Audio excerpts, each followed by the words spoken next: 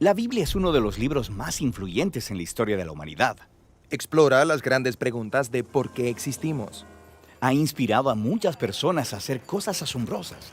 Y ha confundido a muchos otros. Probablemente tengas una por ahí guardada en algún lado. Entonces, ¿qué es en realidad la Biblia? Bueno, la Biblia es una pequeña biblioteca de libros que surgieron todos de la historia del antiguo pueblo de Israel.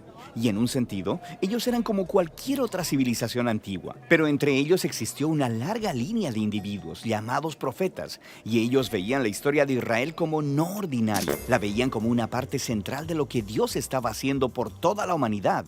Y estos profetas eran genios literarios. ¿En serio? Sí, ellos usaban de manera experta el lenguaje hebreo para escribir narrativas épicas y poesía muy sofisticada. Eran maestros de la metáfora y de la narrativa y utilizaron estas técnicas para explorar las preguntas más complicadas de la vida acerca de la muerte y la vida, las luchas del ser humano. Así que hay muchos autores diferentes que contribuyeron en escribir este libro. Sí, y estos textos fueron producidos en un periodo de más de 1000 años, empezando con los orígenes de Israel en Egipto hasta su reino y su primer templo. Pero eventualmente fueron conquistados por los babilonios, quienes se los llevaron al exilio. Luego, en un momento crucial de su historia, muchos israelitas regresaron a su tierra, construyeron el segundo templo, reformaron su identidad, y es aquí cuando las escrituras judías empezaron a tomar la forma en que las tenemos hoy en día. Está bien, la Biblia judía. ¿Qué hay en ella? En hebreo se llama por un acrónimo conocido como Tanakh. La T es por Torah, a veces llamada la ley. Esto es, los primeros 5 libros con la historia del nacimiento de Israel. La N es por Nevi'im, una palabra hebrea para profetas. Y esta sección consiste de los libros históricos que cuentan la historia de Israel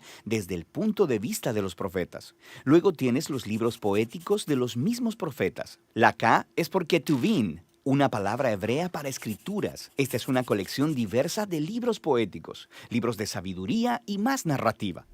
El pueblo judío cree que a través de todas estas obras literarias, Dios le habla a las personas. También hay otras escrituras judías que estaban siendo producidas durante el periodo del Segundo Templo. Sí, un grupo realmente diverso de textos, y estos también eran muy valorados en las comunidades judías. Y había debate en estos tiempos antiguos sobre si algunos de estos textos debían o no ser considerados como parte de sus escrituras. Así que hay muchos tipos distintos de textos escritos en un periodo de tiempo muy largo. ¿Por qué los juntaron en la forma en que lo hicieron? Todos estos textos juntos cuentan una historia épica sobre cómo Dios está trabajando a través de este pueblo para traer orden y belleza al caos de nuestro mundo. Y todo ello culmina en la esperanza de un nuevo líder, quien vendría y renovaría toda la creación. Y luego el Tanakh termina, y este líder nunca llegó. Así que es una obra escrita de manera experta, pero le falta el final. Exactamente. Luego, unos pocos siglos después, un profeta judío llamado Jesús de Nazaret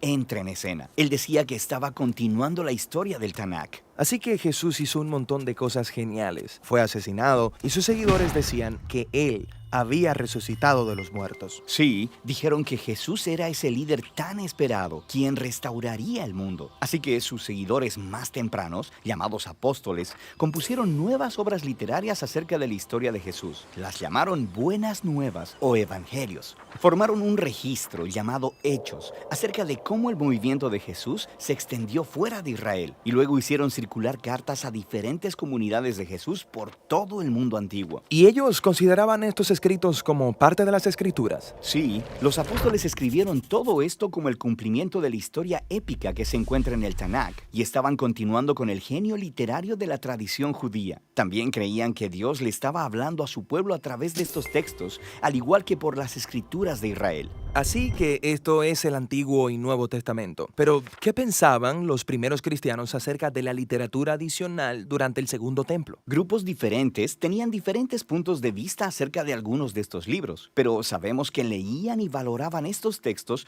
porque los utilizaron junto con las escrituras judías. Está bien, entonces tenemos el Tanakh. las escrituras judías. Tenemos estas otras obras del periodo del Segundo Templo. Luego las escrituras de los apóstoles acerca de Jesús. Y eso es mucha literatura. Entonces, ¿qué hay en mi Biblia? Durante 2000 años, el movimiento cristiano ha tomado formas diferentes. Y desde el principio, todos los cristianos reconocen tanto el Tanakh como las escrituras del Nuevo Testamento. Y durante siglos, mucha de la literatura del Segundo Templo era leída como parte de la tradición bíblica. La Iglesia Católica, por ejemplo, eventualmente la hizo oficial y llamó a algunos de los libros de esta colección libros deuterocanónicos. Algunas iglesias ortodoxas incluso usaron más libros de la literatura del Segundo Templo. Y luego, en el siglo XVI, durante la Reforma, los cristianos protestantes quisieron regresar a las escrituras más antiguas de los profetas y apóstoles, así que solo aceptaron el Antiguo y Nuevo Testamento. Muy bien, creo que ahora entiendo.